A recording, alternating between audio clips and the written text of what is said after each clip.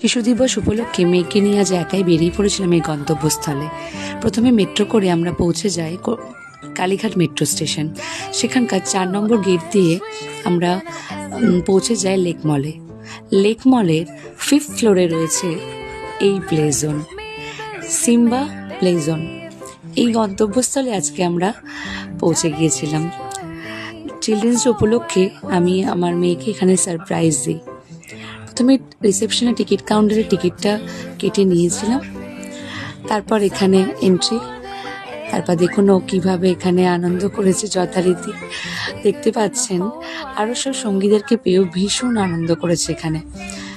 তো কিন্তু এখানে একটা কথা আমি বলতে চাই, আমি কলকাতার অন্যান্য অনেক প্লে জোনে আমি মেয়েকে নিয়ে গিয়েছি।